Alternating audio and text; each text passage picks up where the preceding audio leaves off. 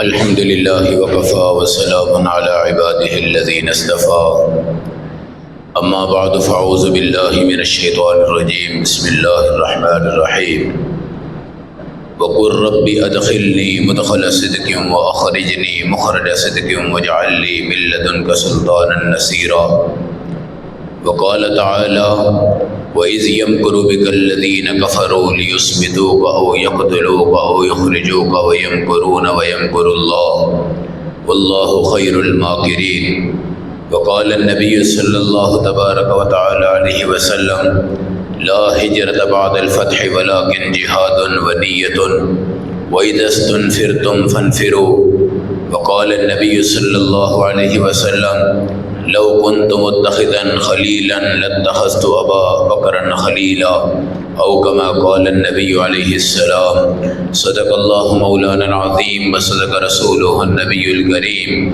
ونحن على ذلك لمن الشاهدين والشاكرين والحمد لله رب العالمين اللهم صل على محمد وعلى آل محمد كما صليت على إبراهيم وعلى آل إبراهيم إنك حميد مجيد اللهم بارك على محمد وعلى آل محمد كما باركت على إبراهيم وعلى آل إبراهيم إنك حميد مجيد میرے محترم بھائیو دوستو بزرگو، اللہ کے انبیاء اور ان کی زندگی اور ان کی ایک ایک گھڑی کائنات کی ہر چیز کی شادابی ہوتی ہے اور کائنات کی ہر چیز کی نورانیت ہوتی ہے۔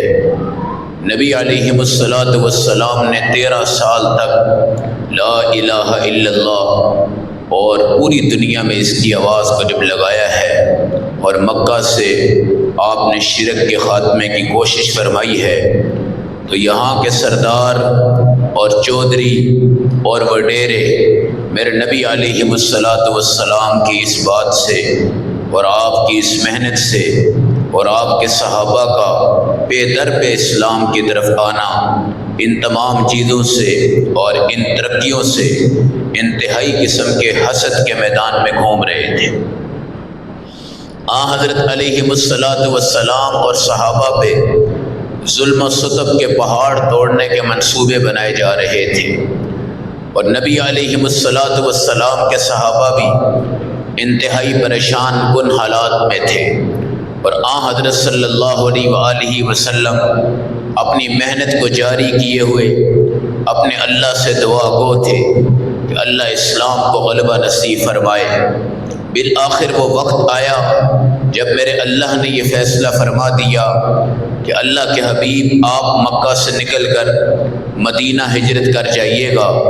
یہ تمام کے تمام دشمن ہیں جو دار الندوہ کے اسمبلی ہال میں بیٹھے ہیں، اور یہ اسلام کے خلاف، آپ کے خلاف، صحابہ کے خلاف، دین کے خلاف پروپیگنڈا کر رہے ہیں۔ لیثبتوک او یقتلوک او یخرجوک، ان کے منصوبوں میں ہے آپ کو قید کر دیا جائے، ان کے منصوبوں میں ہے آپ کو شہید کر دیا جائے، ان کے منصوبوں میں ہے آپ کو یہاں سے نکال دیا جائے، مگر اوپر اللہ ہے وہ آپ کا دفاع کر رہا ہے، اور نیچے یہ دنیا ہے جو آپ کو مارنا چاہتی ہے۔ حضرت صلی اللہ علیہ وسلم نے ایک دن سیدنا ابو بکر صدیق رضی اللہ تعالیٰ عنہ سے اشارتاً یہ فرما دیا، ابو بکر تیار رہنا، شاید اللہ ہمیں ہجرت کا حکم دے دیں۔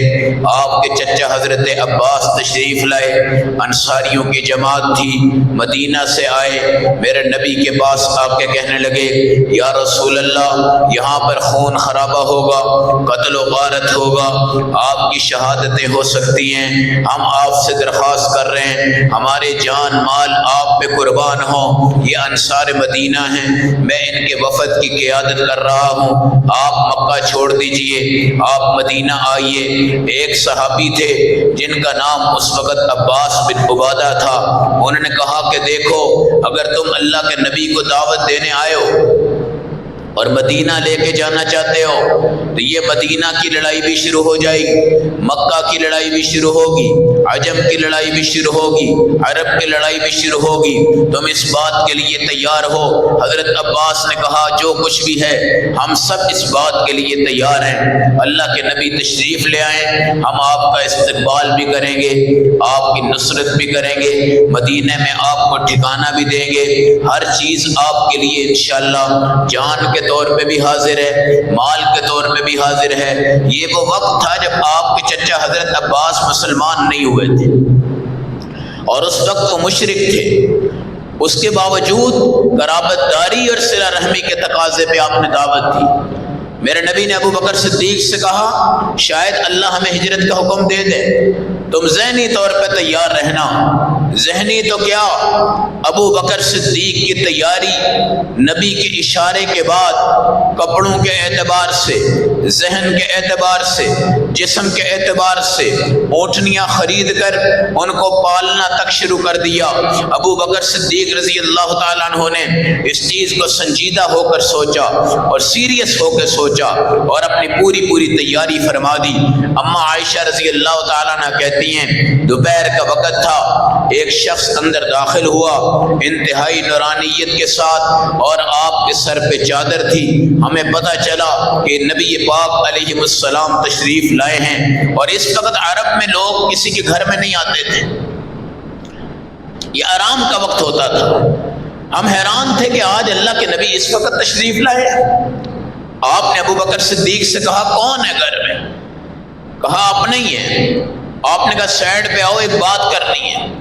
کہا یا رسول اللہ گھر میں کوئی اجنبی نہیں ہے، گھر میں کوئی اجنبی نہیں ہے، آپ تشریف لائیے۔ اندر گئے اور میرے نبی نے خوشخبری سنا دی، ابو بکر صدیق اللہ نے ہمیں حکم دے دیا ہے اور تمہیں بھی اللہ نے اجازت دے دی ہے۔ اور کہا یا رسول اللہ میرا نام آ گیا ہے؟ کہا آ گیا ہے۔ ابو بکر صدیق کہتے ہیں خدا کی قسم اب تک کی زندگی میں اس سے بڑی خوشی اور سعادت کی بات میرے لیے کوئی نہیں تھی۔ اور نبی صلی اللہ علیہ وسلم کے خلاف جب سازش ہوئی، آپ کے گھر مبارک کا محاصرہ کر لیا گیا، آپ صلی اللہ علیہ وسلم کو پتہ چلا، آپ صلی اللہ علیہ وسلم نے حضرت علی رضی اللہ تعالیٰ عنہ کو بلایا اور فرمایا کہ تم میرے بستر پہ سو جانا، آج رات ہم نے یہاں سے سفر شروع کرنا ہے، ابو بکر صدیق میرے ساتھ ہوں گے، یہ میرے پاس امانتیں ہیں جو میرے دشمنوں کی ہیں، جو میرے خلاف منصوبہ بناتے ہیں۔ بے شک ڈر کا مسئلہ نہیں ہے، خوف کا مسئلہ نہیں ہے، لیکن نبی امین ہیں، دیانتدار ہیں، صداقت کے پیکر ہیں، اس لیے کل وہ یہ نہ کہیں کہ نبی بھی چلے گئے، امانتیں بھی لے گئے، پیسہ بھی لے گئے، دولت بھی لے گئے۔ حضرت ابو بکر صدیق خوشی خوشی میں تیاریاں کر رہے تھے، اپنی اونٹنیوں کو نہلایا، اپنے کپڑوں کو جمع کیا، اپنے پیسوں کو ایک تھیلی میں ڈالا، اپنی تمام ضروریات کی چیزیں لے لی، ایک پیالہ بھی پکڑا، گلاس بھی پکڑا، برتنوں کا ایک اجتماعی نظام اپنے پاس رکھا اور بڑی خوشی سے بے چین ہو کر انتظار کرنے لگے کہ جیسے ہی اللہ کے نبی آئیں گے میں آگے بڑھوں گا۔ ہمارے نبی نے حضرت علی سے فرمایا کہ تم میرے بستر پہ سو جانا۔ ایک پہر گزر گیا، دوسرا بھی گزر گیا، رات کے بالکل آخری پہر میں میرے نبی دروازے کی پچھلی سائڈ سے نکلے، کافر سارے سامنے موجود تھے، آپ کا محاصرہ کیے ہوئے تھے۔ اللہ کے نبی نے سورۃ یاسین کی آیت پڑھی، وَجَعَلْنَا مِن بَيْنِ أَيْدِيهِمْ سَدًّا وَمِنْ خَلْفِهِمْ سَدًّا فَأَغْشَيْنَاهُمْ فَهُمْ لَا يُبْصِرُونَ۔ یہ آیت پڑھ کر ساری دنیا کو یہ بتایا قرآن ہو، ایمان ہو، یقین ہو، رب کی ذات پہ بھروسہ ہو، انشاءاللہ جو قرآن کہتا ہے وہی ہوتا ہے۔ قرآن کہتا ہے آپ آئیے، آپ نکلیے، ہم نے ان کی آگے دیوار کر دی، پیچھے دیوار کر دی، اوپر کا سسٹم بند کر دیا، نیچے کا سسٹم بند کر دیا۔ اللہ کے نبی نکلے، کوئی خوف نہیں، کوئی ڈر نہیں، رات کا بالکل آخری پہر ہے۔ حضرت علی سے کہا یہاں سو جاؤ۔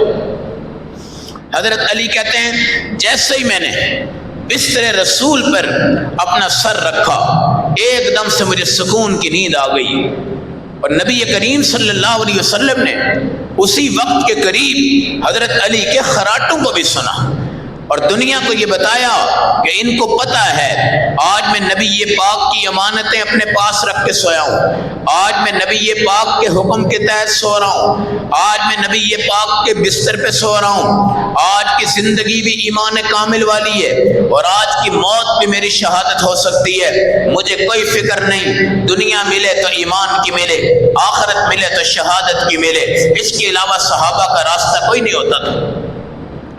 اور میرے نبی صلی اللہ علیہ وسلم نے مٹی پکڑی، ان کے سروں پہ پھینکی اور یہاں سے نکلے۔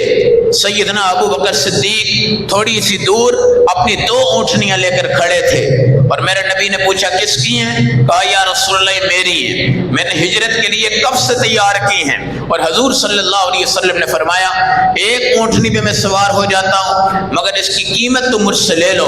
حضرت ابو بکر صدیق رو پڑے، کہا یا رسول اللہ آپ مجھے قیمت کیا کہہ رہے ہیں؟ میرا تو گھرانہ آپ پہ قربان ہوگا، میرا تو نام بھی آپ پہ قربان ہے، میرا تو کام بھی آپ پہ قربان ہے۔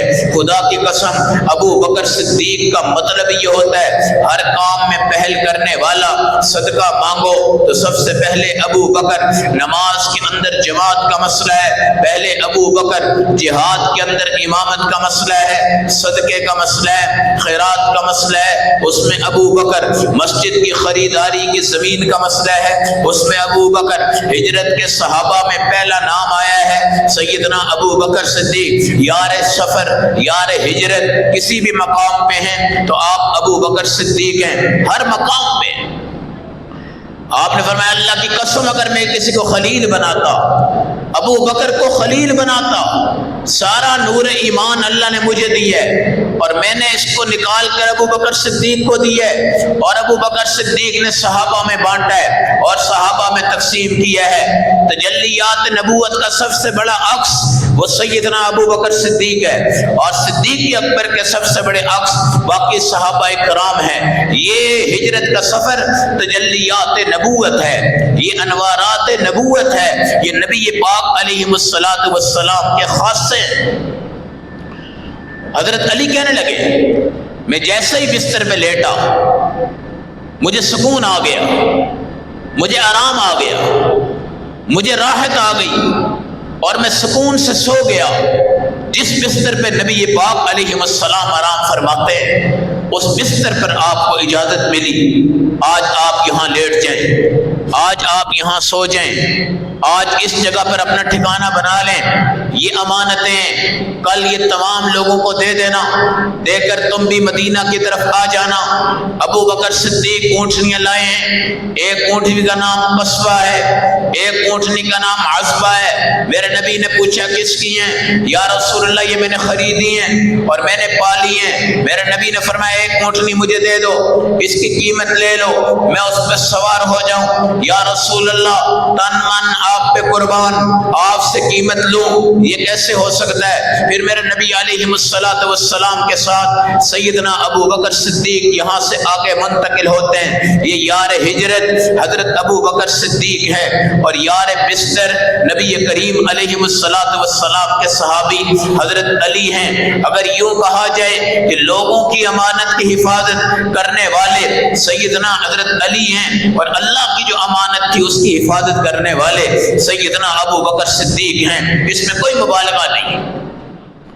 ہر مقام پر ابو بکر صدیق کا نام اول ہے، ہر درجے میں اس صحابی کا نام اول ہے، ہر عہدے میں اس صحابی کا نام اول ہے، ہر میدان عمل میں اس صحابی کا نام اول ہے، ہر دنیا و آخرت کے معاملات میں انبیاء کے بعد اس صحابی کا نام سب سے افضل ہے۔ بہترین نظام زندگی ہے، میرے نبی سے تھوڑی سی عمر آپ کی کم ہے لیکن مشابہت اللہ نے عطا فرمائی اور نبی پاک کی نقالی عطا فرمائی اور نبی پاک کی اتباع عطا فرمائی اور پاؤں کے ناخن سے لے کے سر کے بالوں تک آپ صلی اللہ علیہ وسلم کی نقالی کرنے میں سب سے اہم نقال اور آپ کے اسوہ پہ چلنے میں سب سے اہم چلنے والے سیدنا ابو بکر صدیق۔ جب سفر شروع ہو گیا حضور صلی اللہ علیہ وسلم بڑھتے گئے اور نبی پاک صلی اللہ علیہ وسلم پیدل چل رہے ہیں، ابو بکر صدیق پیدل چل رہے ہیں، اونٹنیاں غار کے اس طرف منتقل ہیں اور اس پر آگے کے سفر شروع ہونے، مگر اونٹنیوں کی قیمت نہیں لی۔ اونٹنیاں میرے نبی کو دی، حضور صلی اللہ علیہ وسلم اس اونٹنی پہ سوار رہے، ہجرت آپ نے فرمائی، کئی جہاد آپ نے کیے، کئی مقام پہ آپ اس اونٹنی پہ سوار ہوئے۔ حجۃ الوداع میں جب قرآن کی آخری آیتیں نازل ہوئی، الیوم اکملت لکم دینکم واتممت علیکم نعمتی ورضیت لکم الاسلام دینا، اس وقت بھی اونٹنی سیدنا ابو بکر صدیق والی تھی۔ اور عرفات کے میدان میں جب میرے نبی نے 5 گھنٹے گرمی کے موسم میں دعا فرمائی تھی امت کے لیے، وہ سواری بھی حضرت ابو بکر صدیق کی اونٹنی تھی۔ یہ مقام ہوتا ہے جس وقت آپ چلیں، میرے نبی چلیں، حضرت ابو بکر صدیق کبھی دوڑ کے پیچھے آ جاتے، کبھی آگے چلے جاتے، کبھی دائیں طرف چلے جاتے، کبھی بائیں طرف چلے جاتے۔ میرے نبی پوچھتے ابو بکر کیا ہوا ہے؟ یا رسول اللہ میں سوچتا ہوں کہ میں ایک تنہا آدمی ہوں اور آپ کی ذمہ داری اللہ نے میرے ساتھ رکھی ہے، مجھے نظر آتا ہے کہ شاید آگے سے دشمن آئے، میں دوڑ کے آگے جاتا ہوں، میرا تصور آتا ہے شاید دشمن پیچھے سے آ جائے تو میں پیچھے سے آ جاتا ہوں، پھر میرا تصور آتا ہے شاید دشمن دائیں طرف سے آئے، میں اس طرف مڑ جاتا ہوں، شاید بائیں طرف سے آئے، میں اس طرف مڑ جاتا ہوں۔ اس کو کہتے ہیں حفاظت رسول۔ میرے نبی ایک دن مدینہ کی مسجد میں آرام فرما رہے تھے، دشمن آپ کے محاصرے میں تھے۔ حضور کریم صلی اللہ علیہ وسلم نے محسوس کیا اور دل میں سوچا کاش آج رات کوئی پہرا دے اور میں آرام سے سو جاؤں۔ آپ کو اسلحے کی آواز آئی، آپ نے پوچھا کون ہے بھائی اسلحے والا؟ سعد بن ابی وقاص نے کہا انا یا رسول اللہ، میں ہوں۔ میرے نبی نے فرمایا کیوں آئے ہو؟ یا رسول اللہ میں آپ کی حفاظت کے لیے آیا ہوں۔ ایک دم سے میرے نبی آرام فرمانے لگے اور سعد بن ابی وقاص آپ کی حفاظت کرنے لگے، اور میرے نبی نے فرمایا فداک بی ابی و امی یا سعد بن ابی وقاص، اے سعد صحابہ مجھے کہتے ہیں فداک بی ابی و امی یا رسول اللہ، میرے ماں باپ آپ پہ قربان ہو جائیں، لیکن محمد تجھے کہتے ہیں کہ میرے ماں باپ سعد تجھ پہ قربان ہو جائیں۔ سب سے پہلا تیر چلانے والے کون تھے؟ سعد بن ابی وقاص رضی اللہ تعالیٰ عنہ تھے۔ آپ نے فرمایا ارمی فداک بی ابی و امی، تیر مارتا جا، تیر چلاتا جا، میرے ماں باپ تجھ پہ قربان ہو جائیں۔ یہ سعد بن ابی وقاص ہے۔ ابو بکر کہتے ہیں یا رسول اللہ میں اکیلا ہوں، آج امام الانبیاء ہیں، سرور دو عالم ہیں، خاتم النبیین ہیں، صاحب مکہ ہیں، صاحب مدینہ ہیں، صاحب بیت المقدس ہیں، صاحب معراج ہیں، مجاہدوں کے امام ہیں، غازیوں کے امام ہیں، حرم کے امام ہیں، بیت المقدس کے امام ہیں، جن کے صدقے کائنات بنی، جن کے صدقے چاند بنا، جن کے صدقے سورج بنا، جن کا مشرق میں چرچا ہے، مغرب میں چرچا ہے، زمین کی ایک ایک رتی آپ کی شکر گزار ہے، زمین کا ایک ایک پتھر آپ کا شکر گزار ہے، درخت کا ایک ایک پتا آپ کا شکر گزار ہے، سمندر کی مچھلیاں آپ کی شکر گزار ہیں۔ اگر آپ نہ ہوتے، یہ کائنات نہ ہوتی، اللہ کے نبی آپ وہ شخصیت ہیں جو پورے عرب، پورے عجم، پورے عالم کے سرکردہ ہیں اور امام ہیں۔ اللہ نے اس امام کو آج میری ذمہ داری میں دیا ہے، میں آگے جاتا ہوں، پیچھے جاتا ہوں، دائیں مڑتا ہوں، بائیں مڑتا ہوں، چاروں سمت سے آپ کی حفاظت کرتا ہوں۔ آپ کی امانت میرے حوالے ہے، آپ کی حفاظت میرے حوالے ہے، آپ کی دیکھ بھال میرے حوالے ہے۔ اس سے بڑی اور کیا سعادت؟ بہت بڑی کمپنی میں چوکیداری مل جائے نا تو چوکیدار بھی فخر کرتا ہے، جس کو ملک کی چوکیداری مل جائے وہ اس کے اوپر فخر کرتا ہے۔ ایک چھوٹا سا سپاہی آرمی کا جب اس کو کہا جائے تو وزیر اعظم کی جا کے چوکیداری کر، وہ اس پہ بھی فخر کرتا ہے۔ تو صدر کا سیکورٹی گارڈ بن جا، وہ اس پہ فخر کرتا ہے۔ تو چیف آف آرمی سٹاف کا سیکورٹی گارڈ بن جا، وہ اس پہ بھی فخر کرتا ہے۔ مگر صحابہ کا فخر کیا ہے کہ ہم نبی پاک کے سیکورٹی گارڈ ہیں، ہم نبی پاک کے چوکیدار ہیں۔ اور اس میں ابو بکر صدیق کا فخر یہ ہے کہ جس کے سینے میں قرآن اترا، جس کے دل پہ قرآن اترا، آج اللہ نے مجھے اس کی چوکیداری عطا فرمائی ہے اور آج میں ان کی ذمہ داری لے کے چل رہا ہوں۔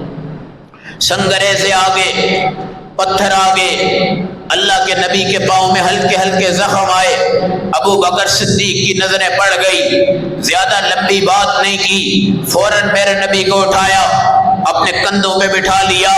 دشمنان صحابہ کہتے ہیں کندھوں پہ بیٹھنا کوئی اعزاز کی بات نہیں ہے، اللہ کی قسم، اور وہ یہ کہتے ہیں مختلف سواریوں میں بھی لوگ بیٹھتے ہیں، مختلف چیزوں میں بھی لوگ بیٹھتے ہیں، مگر ان کو یہ پتہ نہیں ہے کہ جس سواری پہ نبی بیٹھ جائے، اللہ کی قسم وہ سواری کائنات میں سب سے اعلیٰ ہوتی ہے۔ یہاں تک کہ جس گدھے پر میرے نبی بیٹھے تھے، آپ نے سواری فرمائی تھی، وہ گدھا بھی تمام جانوروں سے اعلیٰ ہوتا ہے۔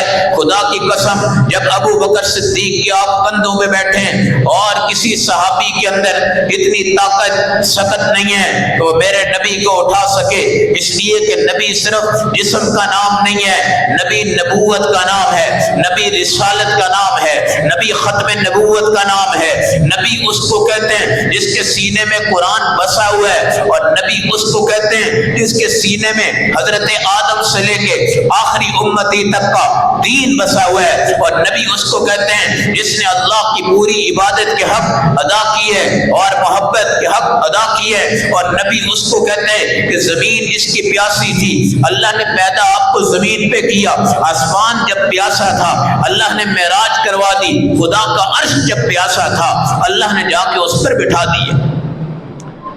جنت بھی اس بات کی منتظر تھی کہ سب آئیں گے میرے اندر، مگر اللہ کے حبیب کو یا اللہ آپ میرے اندر بھیج دیجئے، آپ چکر لگا جائیں، آپ مجھے چیک کر لیں، آپ میرے محل دیکھ لیں، آپ میری نہریں دیکھ لیں، آپ میرا نظام دیکھ لیں، آپ میری تمام چیزیں دیکھ لیں۔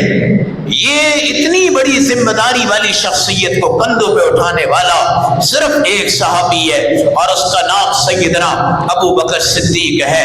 یہ ایمان کا بوجھ، قرآن کا وزن، نماز کا وزن، معراج کا وزن، یہ تمام چیزیں اللہ کے نبی صلی اللہ علیہ وسلم کی ذات میں ہیں، اور اس ذات کو اٹھانے والے سیدنا ابو بکر صدیق ہیں۔ کوئی مائی کا لال ایسا نہیں ہے جو میرے نبی علیہ السلام جیسے پورے امام الانبیاء کی ہستی کو اپنے کندھوں پہ اٹھائے۔ سہارا نہیں لیا، تھکاوٹ نہیں ہوئی، اٹھایا تو کندھوں پہ بچھا دیا۔ جب چلنے لگے تو وہ روڈ اس طرح کی نہیں ہے جس طرح آپ کی فیروز پور روڈ ہے، وہ ایک پہاڑی ہے، کبھی ادھر مڑنا ہے، کبھی نیچے آنا ہے، کبھی اوپر آنا ہے، پھر پیچھے دیکھتے قدموں کے نشان آ گئے ہیں، دشمن پیچھا کرے گا، واپس آتے قدموں کے نشان مٹاتے، پھر اوپر چڑھتے قدموں کے نشان پڑ جاتے، پھر واپس آتے قدموں کے نشان مٹاتے، پھر ادھر چلتے قدموں کے نشان پڑ جاتے، پھر واپس آتے قدموں کے نشان کو مٹاتے۔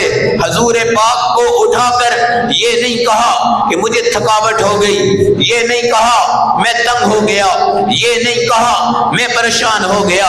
محبوب کی لذت میں تمام چیزیں اللہ ختم فرما دیتے ہیں۔ محبوب کی لذتیں جب بڑھ جاتی ہیں اللہ اس کی محبت کے عشق جگا دیتے ہیں، اور وہ اس لذت میں ڈوب جاتا ہے، اور ڈوب کر وہ کام کر جاتا ہے جس پہ ساری دنیا حیران ہوتی ہے۔ اور کسی صحابی کے کندھوں پہ اللہ کے نبی کو اٹھانے کی سکت نہیں ہے، اگر ہے تو وہ سیدنا ابو بکر صدیق میں ہے۔ یہ اعزاز ہے تو سیدنا ابو بکر صدیق کو ہے، یہ درجہ ہے تو سیدنا ابو بکر صدیق کو ہے، یہ عہدہ ہے تو سیدنا ابو بکر صدیق کو ہے۔ اس مقام پر اگر صدیقی عظمت کو کوئی بندہ گرائے اور دوسروں کی عظمت کو اٹھا کر ان کی تحقیر اور تذلیل کرنے کی کوشش کرے تو واقعہ ہجرت جس کے ارد گرد اگر نام گھومتا ہے تو وہ سیدنا ابو بکر صدیق کا گھومتا ہے۔ قریب آ گئے، غار آ گئی، رات کا اندھیرا ہے، آرام سے آپ کو بٹھایا اور کہا یا رسول اللہ آپ بیٹھ جائیں، میں اندر جاؤں گا، اگر کوئی شیر ہوگا، اگر کوئی چیتا ہوگا، اگر کوئی درندہ ہوگا میں اس کی خوراک بن جاؤں گا، میری موت آ جائے گی مگر میرے نبی کی ذات بچ جائے گی، میرے نبی کا جسم بچ جائے گا۔ اللہ کے نبی اگر میں کسی درندے کا نشان بن جاؤں، شیر چیتے کا نشان بن جاؤں، کسی چیز کا نشان بن جاؤں اور آپ کا دفاع ہو جائے، یہ بھی میرے لیے اعزاز کی بات ہے، یہ بھی میرے لیے درجے کی بات۔ آگے گئے، کون ہے جو آج رات کے اندھیروں میں وہاں جا سکتا ہے؟ دن کو بھی اس غار میں داخلہ مشکل ہو جاتا ہے، اس میں رہنا مشکل ہو جاتا ہے، آپ رات کو گئے۔ یہ بہادری تھی میرے نبی کی صحبت کے ساتھ۔ اشجع الناس، نبی پاک سب سے زیادہ بہادر تھے، اور صدیق اکبر صحابہ میں بہت بڑے بہادر تھے۔ اور بہادر کا مطلب یہ نہیں ہوتا کہ جس کو لوگ بہادر کہیں، اسلام بہادر اس کو کہتا ہے جس کے جہاد زیادہ ہوں، جس کے صدقے زیادہ ہوں، جس کی نماز زیادہ ہو، جس کا ایمان مقدم ہو، جس کا اسلام مقدم ہو، جس کا اثار مقدم ہو، جس کا تذکرہ مقدم ہو، جس کا درجہ مقدم ہو، اس کو اسلام بہادر کہتے ہیں۔ مدینہ المنورہ میں ایک دن صحابہ سو رہے ہیں، ایک پٹاخے کی اور دھماکے کی آواز آ گئی اور صحابہ اٹھے، اپنی اپنی سواریاں کھولی۔ ہم دیکھیں یہ آواز کہاں سے آئی ہے۔ جب دروازے کھول کے صحابہ باہر جا رہے تھے تو میرے نبی اکیلے گھوڑے پہ واپس آ رہے تھے۔ صحابہ نے کہا یا رسول اللہ آپ کہاں گئے تھے؟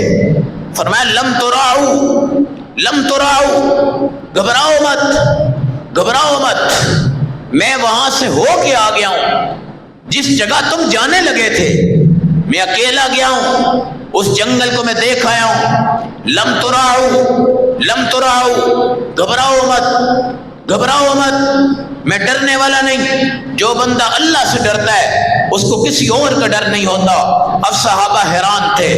اشجع الناس، سب سے بہادر اس کائنات میں محمد الرسول اللہ صلی اللہ علیہ وسلم ہے، اور صحابہ میں جو بہادری منتقل ہوئی ہے وہ بھی آپ علیہ السلام کے لیے ہوئی۔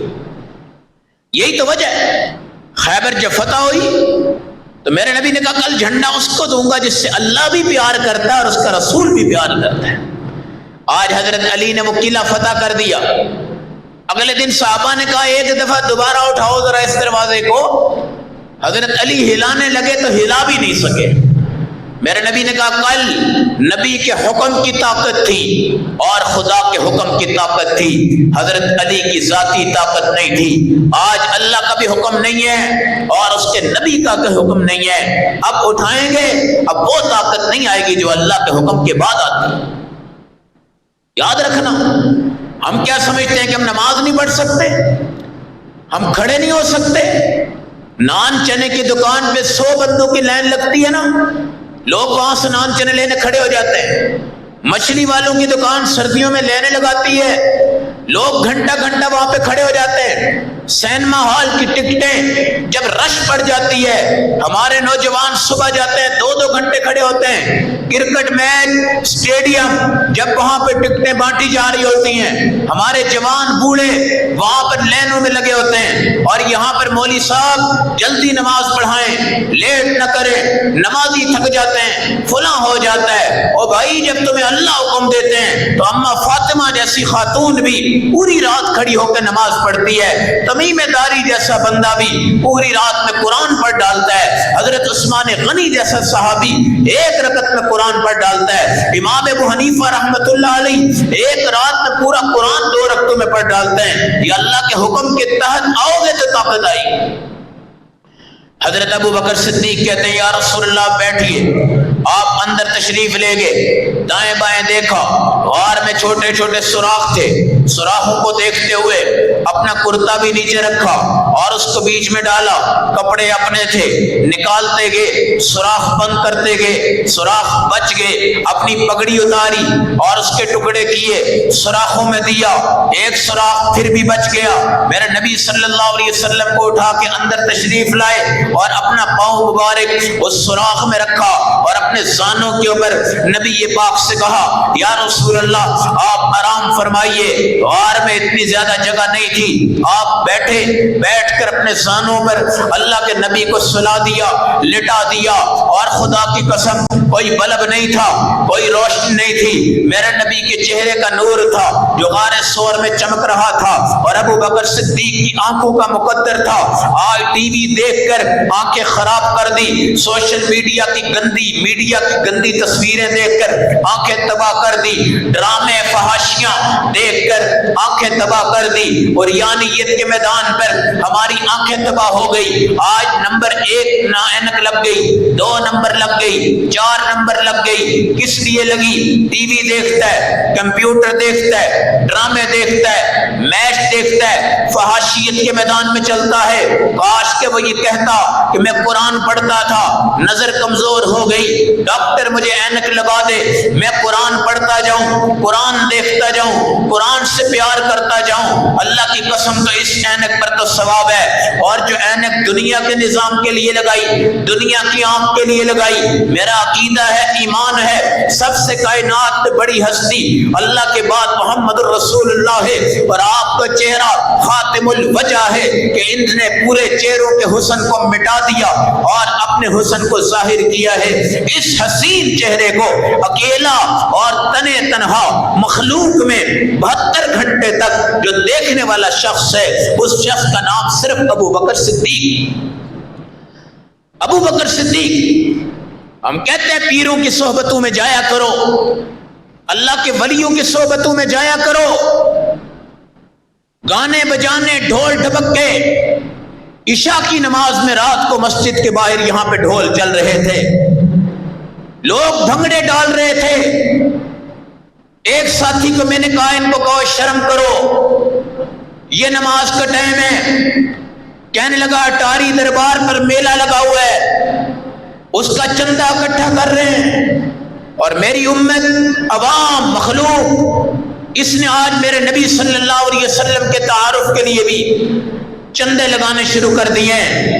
ہمیں شرم آنی چاہیے، ہمیں حیا آنی چاہیے، ہمیں غیرت آنی چاہیے۔ اپنے ایمان کو بچایا ہے، گھر چھوڑا ہے، ایمان کو بچایا ہے، بچے چھوڑے، ایمان کو بچایا ہے، مکہ چھوڑا ہے، ایمان کو محفوظ کرنے کے لیے مکہ کی دھرتی اور گھر بار ہر چیز کا سیٹ اپ چھوڑ کر ابو بکر صدیق اور میرے آقا آگے بڑھ رہے ہیں۔ آج ہم نے اللہ والوں کی صحبت میں جانے کو بوجھ سمجھے، ان لوگوں کی صحبت میں جاتے ہیں جہاں کھیر ملتی ہے، حلوے ملتے ہیں، بکرے ذبح ہوتے ہیں، غیروں کے نام پہ دیگیں ہوتی ہیں، اور اللہ کی قسم یہ کھانے اور پینے، میلے اور ڈنکے، یہ سارا اس امت کی تباہی کا سبب ہے۔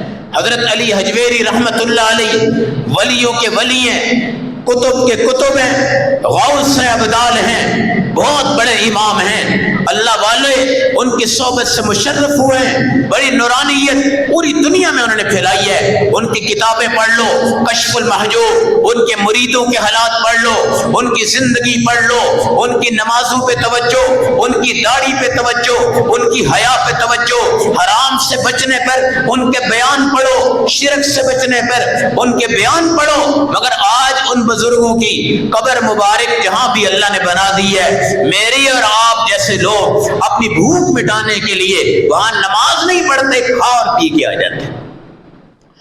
یہ میری بہو ہے کہتے ہیں لوگ، یہ وہاں جائے گی، ننگے پاؤں جائے گی اور سجدہ کر کے جائے گی، تب جا کے ازدواجی زندگی شروع ہوگی۔ اور یہ اللہ والے اس طرح کے نہیں تھے، یہ تو توحید پرست تھے، انہوں نے تو لاہور کو بہت پاک رکھا تھا۔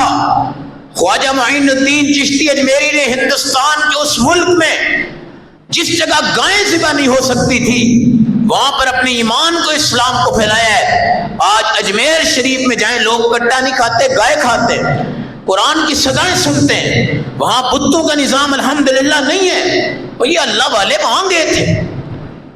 اور لوگ کیا کہتے ہیں، آج اجمیر شریف کی بہت بڑی دیگ ہے جو دنیا کی سب سے بڑی دیگ بنائی جاتی ہے، اور لوگ اس کا تبرک چکھنے آتے ہیں۔ خدا کے بندو کس بازے پہ پلٹ گئے ہو؟ یہ ہے مرید، یہ ہے استاد، یہ ہے پیر، یہ ہے شاگرد، یہ ہے باپ کی حیثیت میں، وہ ہے بیٹے کی حیثیت میں، چھوٹے سے سوراخ سے آپ کو اندر لیا، زانوں پہ سلا دیا، 72 گھنٹے تک دیدار کیا۔ صحبت ہے پیر کی، صحبت ہے بزرگوں کی، صحبت ہے اللہ والوں کی، صحبت ہے امام الانبیاء کی۔ اتنی صحبت میں اکیلا اور کوئی صحابی میرے نبی کے پاس نہیں رہا، نہیں رہا۔ 72 گھنٹے مسلسل کی صحبت میں آپ کی ازواج بھی آپ کے پاس نہیں رہی، اس لیے کہ آپ نے اپنی ازواج میں وقت تقسیم کیا تھا، باری تقسیم فرمائی تھی، راتیں تقسیم فرمائی تھی، دن تقسیم فرمائے تھے۔ قربان جائیں سیدنا ابو بکر صدیق پر، اور اس رات پر، اور اس غار پر، اور اس عجیب نظام پر، اور اس آرام پر، اس راحت پر کہ نبی پاک ابو بکر صدیق کے زانوں پہ سر رکھ کے آرام کر رہے ہیں، اور حضرت ابو بکر ان کی زیارت کر رہے ہیں۔ واہ سبحان اللہ! جس جگہ پاؤں رکھا تھا سانپ نے آپ کو ڈنگ مارا، تکلیف کا احساس ہوا ضرور ہے، مگر آپ نے اظہار نہیں فرمایا اور خاموش رہے۔ مگر میرے اللہ نے ایسا نظام بنایا کہ ابو بکر صدیق رضی اللہ تعالیٰ عنہ کے آنسو نکلے، اور وہ آنسو میرے نبی صلی اللہ علیہ وسلم کے چہرے مبارک پہ پڑے، اور آپ وہاں اٹھے اور ابو بکر سے پوچھا کیا ہوا؟ یا رسول اللہ کچھ نہیں، صحیح بتاؤ۔ کہا اللہ کے نبی مجھے سانپ نے ڈنگ مارا ہے۔ میرے نبی نے اپنا لعاب مبارک اٹھایا اور لگایا ہے۔ وہ کہتے ہیں میں ایسا ٹھیک ہوا ہوں گویا کہ ڈنگ ختم ہو گیا، زہر ختم ہو گیا، سب کچھ ختم ہو گیا۔ پھر میں نے غار کے دائیں بائیں، آگے پیچھے، اطراف کے اندر اپنی نظریں دوڑائی تو میں نے دیکھا کہ غار کے اوپر دشمن کھڑے ہیں، نیچے ہم ہیں۔ میں نے کہا یا رسول اللہ یہ بدبخت تو آ گئے، یہ بدبخت تو آ گئے۔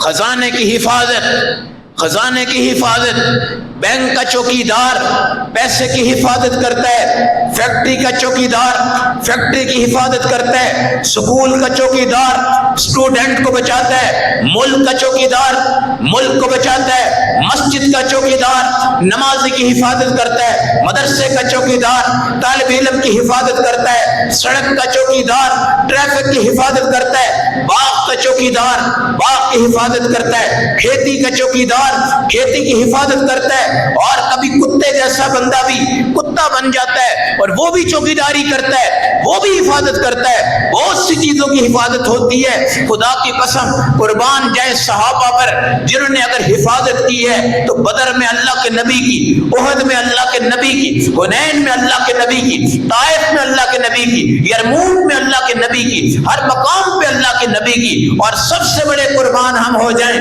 حضرت ابو بکر صدیق پر جنہوں نے اگر حفاظت فرمائی ہے تو نبی پاک کی ذات کی بھی، اور آپ کے جسم کی بھی، اور آپ کے لباس کی بھی، اور آپ کے پاؤں کی بھی، اور آپ کے سر کی بھی، اور آپ کی ہر چیز کی بھی یہ فخر ہے میرے آقا علیہ السلام کے لیے، اور آپ علیہ السلام کے صحابہ کا، اور آپ علیہ السلام کے صحابہ میں جو امام الصحابہ ہیں سیدنا ابو بکر صدیق ہے، آپ ہیں۔ 3 دن آپ کے یہ غار کی زندگی ہے، اور کہا یا رسول اللہ دشمن سامنے آ گئے ہیں، مگر میرے اللہ نے کہا دشمن آ جائے، دشمن آ جائے، ساتھ اللہ تو ہے نا۔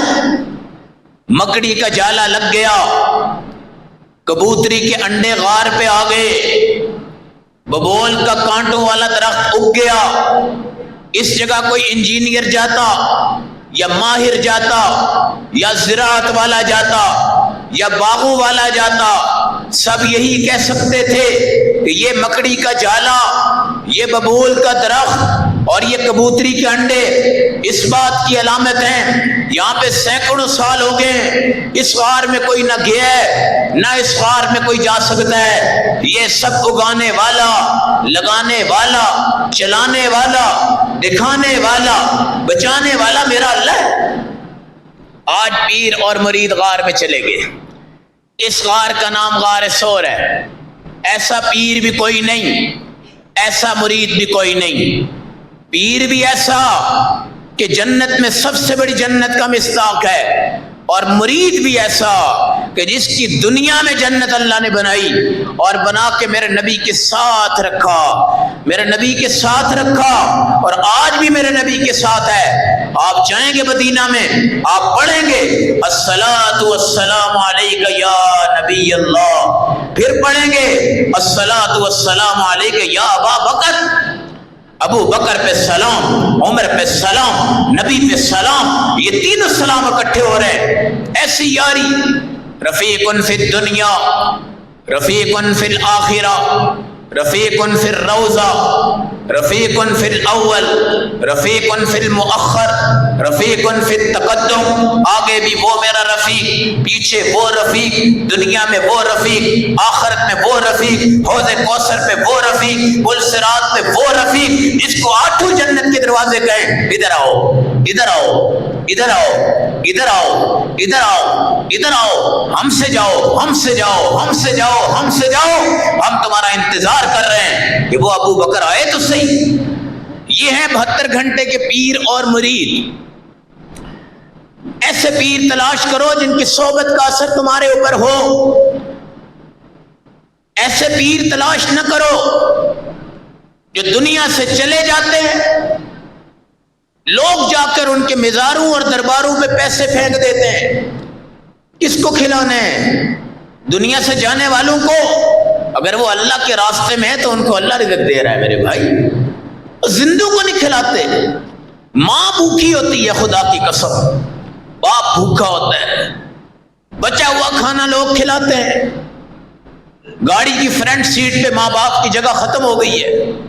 5 سٹار 7 سٹار ہوٹل میں ماں باپ کا جانا ہماری ہسٹری سے بالکل غائب ہو گیا ہے۔ زندے ماں باپ، ان کو ہم یہ دیگ نہیں کھلواتے جو آج میلوں پہ جاتے ہیں، قبروں پہ میلے لگے ہوئے ہیں، چراغ جل رہے ہیں، ڈھول چل رہے ہیں، مراسی چل رہے ہیں، میانی صاحب کے قبرستان میں جا کے دیکھ لو۔ یہ کون سا انصاف ہے؟ کس مردے کے اوپر یہ انصاف ہے؟ کون سے مرنے والے پہ انصاف ہے؟ حضرت علی حجویری کا نام بدنام کیا جا رہا ہے، حضرت خواجہ معین الدین چشتی اجمیری رحمت اللہ علیہ کا نام بدنام کیا جا رہا ہے، حضرت سلطان باہو رحمت اللہ علیہ کا نام بدنام کیا جا رہا ہے۔ یہ کھانے پینے کے لیے نہیں ہیں قبریں، یہ زندہ ہوں تو ان کے صحبت میں بیٹھ کے اپنے آپ کو نور کے ایمان کی چمک دے دو۔ اگر یہ دنیا سے چلے جائیں تو ان کے نقش قدم پر چل کر اپنی جنت بنا لو، اپنی جنت بنا لو۔ بہت غلط ہو رہا ہے، بہت غلط ہو رہا ہے۔ اور یہ سیزن آتا ہے، ہم قبر پرستی کی طرف جاتے ہیں، شرک پرستی کی طرف جاتے ہیں، ان تمام چیزوں کی طرف جاتے ہیں۔ خدا کی قسم یہ غلط ہے۔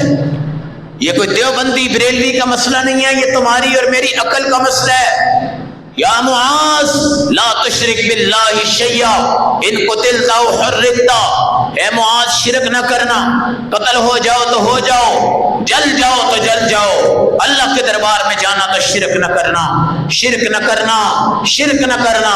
میں قربان جاؤں اپنے حبیب پر، آپ کے دربار اقدس پر، آپ کی قبر اطہر پر، آپ کے روضہ مقدس پر، جہاں ابو بکر صدیق ساتھ ہیں، حضرت عمر فاروق ساتھ ہیں رضوان اللہ علیہم اجمعین، اور جہاں حضرت عیسیٰ آپ کے ساتھ آئیں گے۔ اس روضہ پر کوئی شرک نہیں، کوئی جھکاؤ نہیں۔ یہ پاکستانی جاتے ہیں پنجابی میں گالیاں نکالو، تیری ماں اور تیری بہن، کیوں؟ ہمیں جھکنے نہیں دے رہے، ہمیں چومنے نہیں دے رہے۔ اور یہ عربوں کی طاقت نہیں ہے، عربوں کی طاقت نہیں ہے، یہ میرے نبی کی دعا ہے، لا تجعل قبری وثنا یعبد، اللہ میری قبر کو ایسا مت بناؤ کہ لوگ آ کر اس کی پوجا کریں، اس کی عبادت کریں۔ اور میں نے اپنی آنکھوں سے دیکھا ہے، لاہور کے اندرون شہر سے ہمارا بچپن گزرا ہے، اور اب بھی ہمارا قدیمی تعلق وہاں سے ہے۔ حضرت علی حجویری رحمت اللہ علیہ کے بالکل قریب جامع مسجد ابو بکر صدیق ہے، جو کہ دربار ہسپتال کے بالکل سامنے ہے۔ اس میں بھی ہماری زندگی گزری ہے۔ ہمارا رہن سہن حضرت علی حجویری کے ہی علاقے میں تھا۔ میں 20 دفعہ گیا ہوں اور 20 دفعہ جاتا ہوں اور 20 دفعہ جاؤں گا۔ ہمارا طریقہ کار یہ ہے کہ وضو کرتے ہیں، جا کے آپ کی قبر میں بیٹھتے ہیں اور قرآن پڑھتے ہیں. قرآن پڑھ کے نماز کے ٹائم ہو تو پڑھ لیں، نہیں ہے تو قرآن پڑھ کے آ جائیں. یہ طریقہ کار ہے وہاں جانے کا. ڈھول لے جانا، باجے لے جانا، مراسی لے جانا، گانے والے لے جانا. ہر چور چپکا آج ہماری قبروں کے ارد گرد گھوم رہا ہے. درباروں میں ہماری بہنیں بھائی جاتے ہیں تو جیب کٹ جاتے ہیں، جیب کٹ جاتے ہیں، جوتیاں اٹھائی جاتی ہیں، بہت کچھ ہو جاتا ہے. کئی لوگ ننگے پاؤں یہاں پہ جا رہے ہیں، کئی لوگ ننگے پاؤں. ایک اماں جی یہاں سے ایک دفعہ سردیوں میں گزر رہی تھی 22-23 سال پہلے، اور ماں بہن کی گالیاں دے رہی تھی. ہم نے اس کو پوچھا کیا ہوا؟ کہنے لگی میں نے منت مانی تھی فلاں کام ہو گیا تو میں جناب اپنی جوتیاں اتار کے ننگے پاؤں غازی روڈ سے اٹاری دربار آؤں گی. اور یہاں کہیں بینک سٹاپ کا اس کو شیشہ لگ گیا پاؤں میں بڑا گہرائی کے ساتھ، اور خون کے فوارے نکل رہے تھے. اب وہ آگے تو نہیں جا سکتی. اور اٹاری دربار کی تاریخ آپ بھی جانتے ہیں، ہم بھی جانتے ہیں. یہاں کیا ہے؟ کچھ ہے یہاں پہ؟ خدا کے بندو، یہ ہماری غیرت ہے، یہ ہماری حیا ہے. تو پیر ہو تو ابو بکر صدیق رضی اللہ تعالیٰ عنہ جیسے امام الانبیاء ان کے پیر بنے. مرید ہوں جیسے ابو بکر صدیق آپ کے مرید بنے.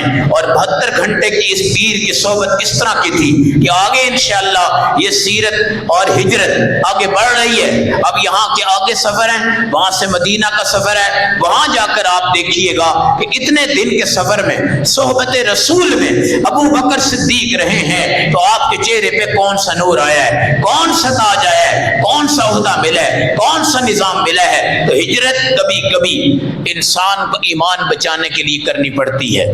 جس سوسائٹی میں ماحول گندا ہو، جہاں پر حضور پاک علیہ السلام کے دین کے پرخچے اڑائے جائیں، وہاں سے مکان بیچو.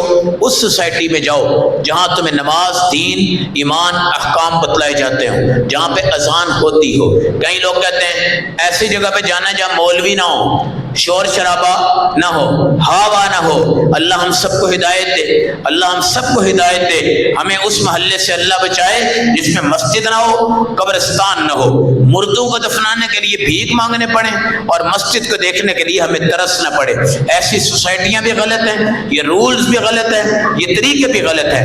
اللہ ہمارے نبی کا جتنا ہجرت کا سفر ہم نے بیان کیا ہے آپ نے سنا ہے، یاد رکھیے گا یہ ہمارے لیے اسوہ حسن ہے، بہترین نمونہ ہے. اللہ ایک مرید کو، پیر کو، استاد کو، شاگرد کو، ان تمام حضرات کو آج آپ کے سامنے لا رہے ہیں اور ان کی صحبتوں کی تاثیر اس کے اندر آنا جا رہی ہے. اللہ ہم سب کو عمل و سمجھ کی توفیق عطا فرمائے.